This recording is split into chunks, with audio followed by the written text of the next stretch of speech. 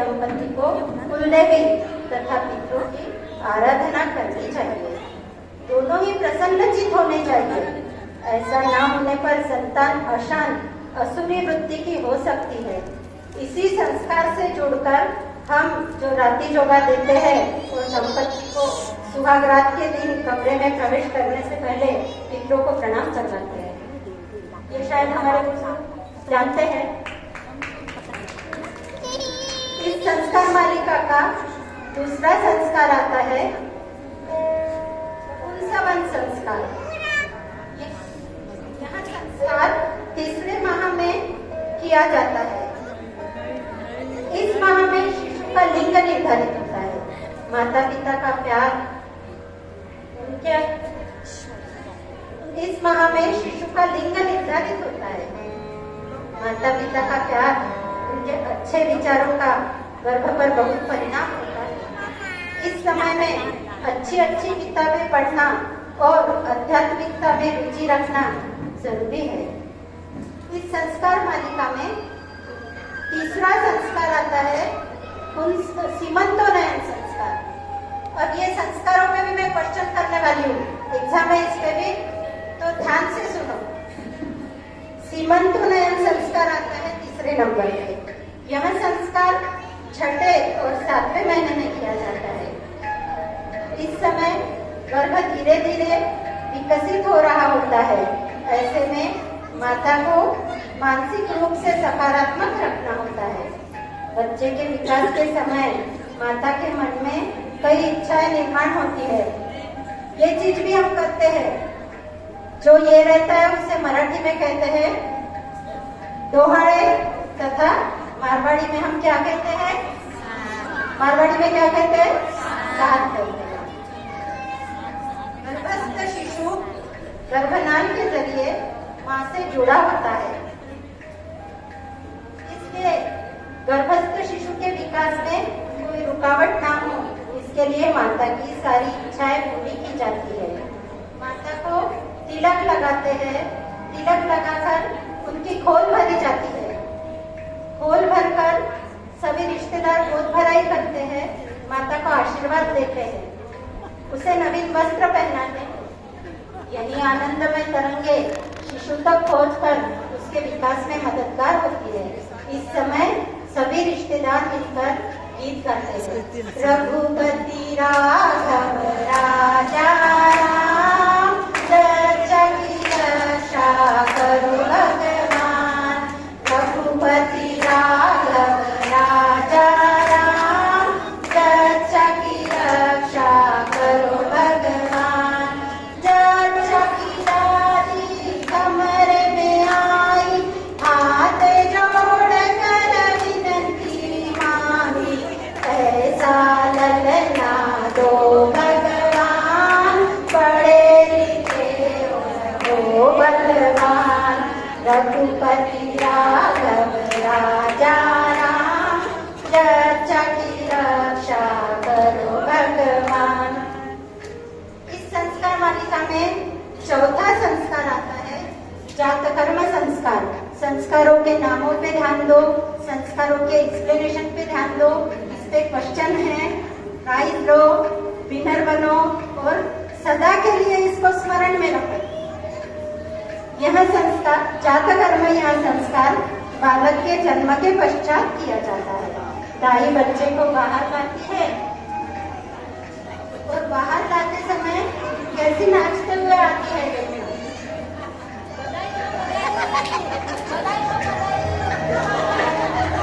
और घर की दादी बच्चे को गोद में लेती है। गोद में लेकर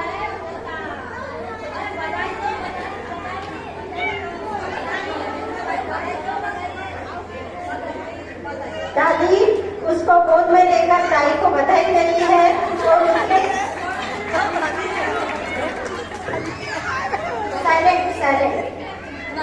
गोद में लेकर उसके उज्जवल भविष्य की कामना करते हुए इस बच्चे को स्नान कराती है। उसका मुख और जीवा साफ करके उसे शहद चटाया जाता है। शहद से उसकी जीवा पर ओम अक्षर लिखा जाता है। संसार में आते ही छोटे बच्चे को परम शक्ति से परिचित कराया जाता है। कितने उच्च है हमारे संस्कार। इस संस्कार मालिका में 5वां संस्कार है नामकरण संस्कार। शिशु के जन्म के 10वें दिन यह संस्कार किया जाता है। बच्चे का जन्म नक्षत्र यह शुभ वेला देख शिशु का नाम रखा जाता है। इस समय शिशु को पिता के गोद में दिया जाता है। इस समय शिशु को पिता के गोद में देकर पिता शिशु के दाहिने कान की ओर झुककर उसका नाम रखता है।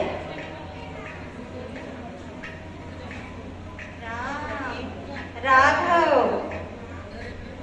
इस संस्कार से पूर्व जन्म की कुछ स्मृतियां, दोषों आदि से शिशु निवृत्त हो जाता है।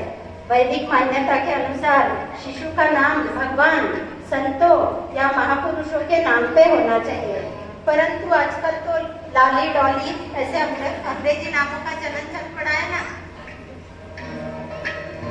इस संस्कार मालिका में छठा संस्कार आता है निष्क्रमण संस्कार।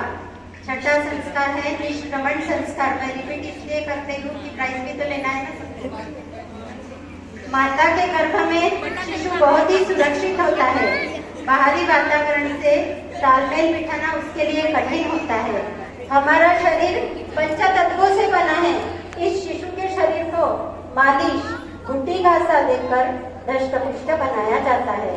पंचतत्व शिशु के साथ सामान्य व्यवहार करे, इसलिए शुभ मुहूर्त देखकर यज्ञ पूजन करवाकर उसे सुलाता है। सूर्य पूजन करवाकर सूर्य दर्शन कराया जाता है। यही निष्क्रमण संस्कार कहलाता है। इस संस्कार मालिका में 7वां संस्कार होता है अन्नप्राशन संस्कार। यह प्राय हम सब करते हैं, पर आजकल यह हम इसलिए किया जाता है फोटो इज मोटो।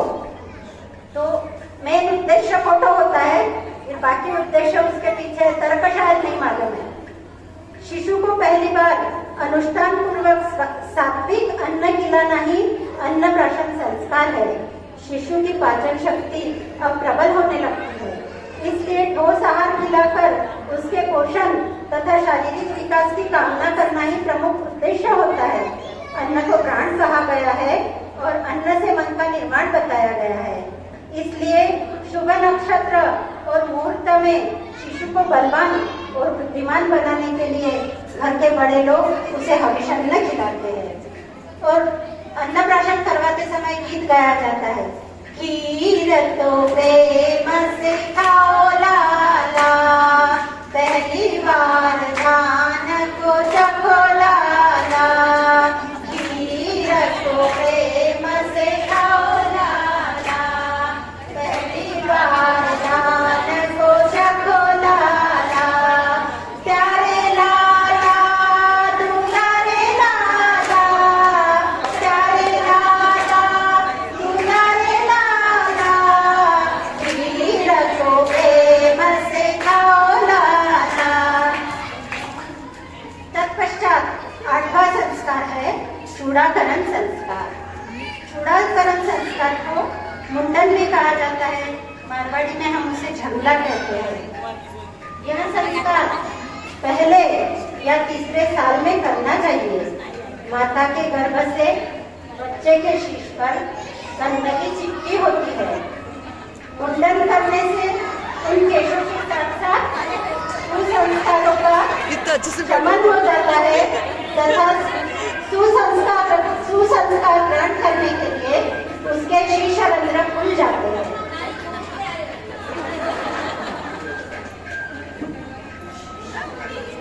जितनी शांति बनाई रखोगे उतना मजा आएगा। इसके बाद है कर्णछेदन संस्कार।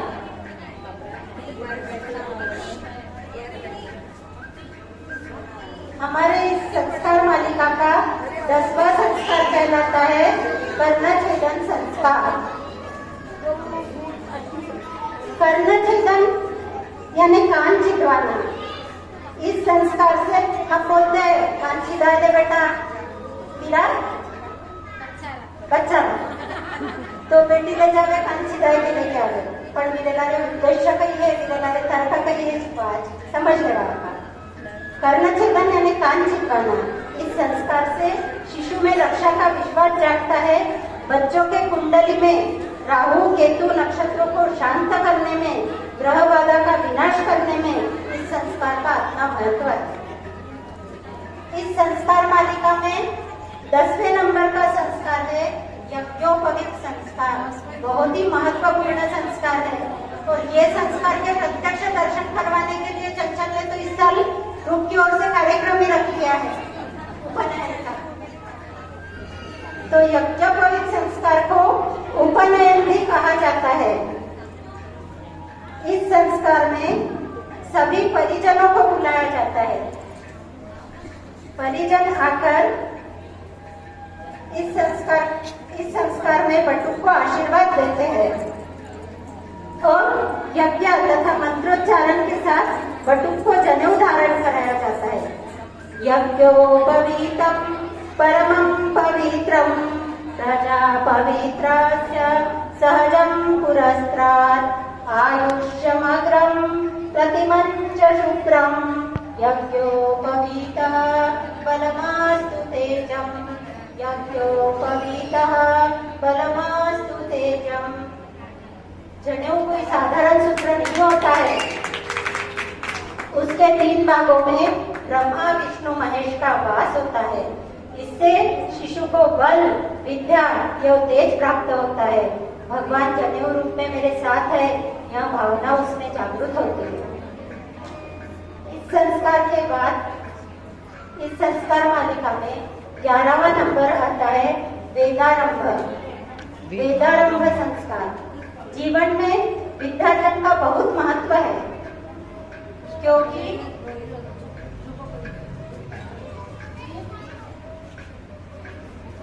विद्यार्जन का बहुत महत्व है, क्योंकि बिना ज्ञान ना हम भक्ति कर सकते हैं ना कोई व्यापार। विद्यार्जन तो आज भी करने जाते हैं बच्चे, संस्कार यहाँ हो रहा है, पर प्राचीन समय में कैसा होता था वहाँ हम देख रहे हैं।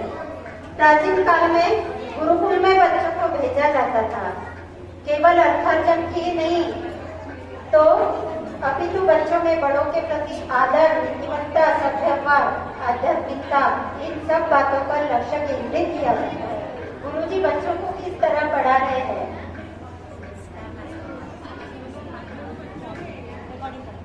गुरुर्ब्रह्मा गुरुर्विष्णु गुरुर्देव महेश्वरा गुरुः साक्षात् परब्रह्म तस्मै श्री गुरुवे नमः। गुरुकुल से एक तेजस्वी, नम्र, सर्वगुण संपन्न युवक समाज को प्राप्त होता था। तत्पश्चात 12वें नंबर का संस्कार आता है केशान संस्कार।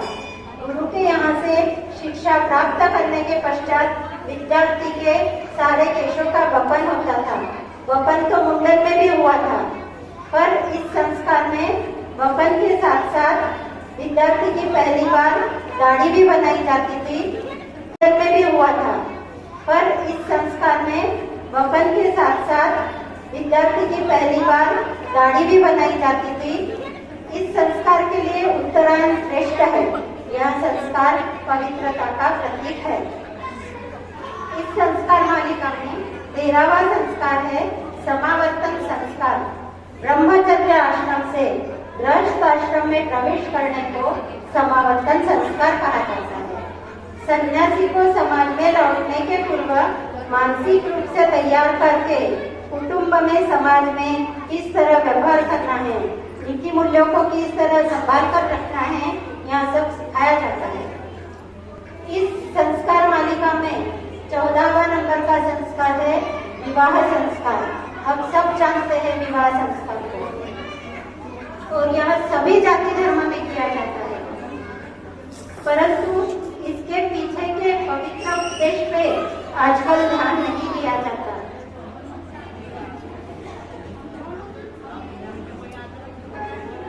आजकल विवाह में आडंबर ज्यादा और रीति रिवाज कम होते जा रहे हैं।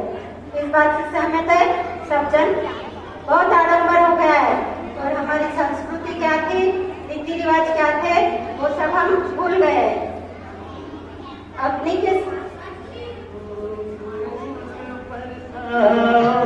मेरा महबूब आया है, मेरा महबूब आया है, बादलों फूल बरसाओ, मेरा शुभ मंगल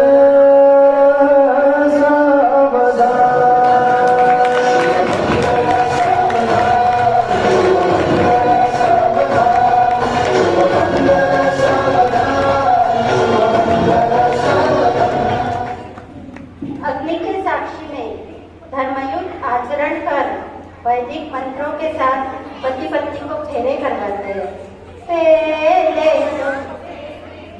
पहले तो फेरे बनड़ी बाबा जी बेटी, दूजे तो फेरे बनड़ी काका जी भतीजी, इगने तो फेरे बनड़ी पीरो सारी बेनर, और चौथे तो फेरे बनड़ी हुई रे पराई। इसे सप्तपदी कहा जाता है। फेरे के समय जो 7 वचन आचार्य द्वारा कहे जाते हैं, इसे सुनने महसूस करने को कम ही लोग होते हैं। जो होते हैं उनका उस ओर ध्यान नहीं होता। यह इस पवित्र संस्कार की विडंबना है। यदि ध्यान पूर्वक 7 वचन सुनकर उसका अर्थ समझे तो दाम्पत्य जीवन में तलाक, गृह कलह जैसी और भी जटिल समस्याओं से कुछ हद तक निजात पाया जा सकता है। पीछे तक आवाज आ रही है ना बराबर? इस संस्कार मालिका का 15वां संस्कार है वानप्रस्थ संस्कार। वानप्रस्थ संस्कार में पुत्र को पुत्र प्राप्त होने पर पितृ ऋण से मुक्ति मिलती है। पहले ऐसा होता था, सर में सफेद केश नजर आने पे पिता अपने परिवार के सूत्र पुत्र के हाथ में देकर अपने आप को गृहस्थाश्रम से मुक्त करवाते थे। परंतु वर्तमान स्थिति में सफेद बाल तो शादी के पहले ही हो जाते। अब भाई क्या करेंगे? तो कुछ नहीं, शादी तो करेंगे और पूरे आनंद से गृहस्थाश्रम का उपभोग भी लेंगे। परंतु जब पुत्र कामकाज संभालने में समर्थ हो जाए तथा पौत्र की शादी हो जाए, तब पुत्र को एक जल का पात्र देकर मंत्रोच्चारण के साथ सारा कामकाज सौंप दे। समय समय पर अनुभव के आधार पर बच्चे सलाह मांगे तो जरूर दे, परंतु दखलंदाजी ना करे। तत्पश्चात दंपति मिलकर भक्ति तथा अध्यात्म मार्ग में लग जाए तथा अपने मुक्ति की कामना करे। इस संस्कार मालिका का 16वां और सबसे आखिरी संस्कार, 16वां और सबसे आखिरी संस्कार होता है अंतिम संस्कार। ये भी एक संस्कार होता है। मनुष्य के मृत्यु के पश्चात यहाँ पंच तत्व का शरीर, अपन ने पहले देखा था, शरीर पंच तत्वों से बना है। मृत्यु के पश्चात यहाँ पंच तत्वों का शरीर पंच तत्वों में विलीन करना ही अंतिम संस्कार है। चिता पर मृतदेह को रखकर वैदिक मंत्रों के साथ उसको दाह दिया जाता है।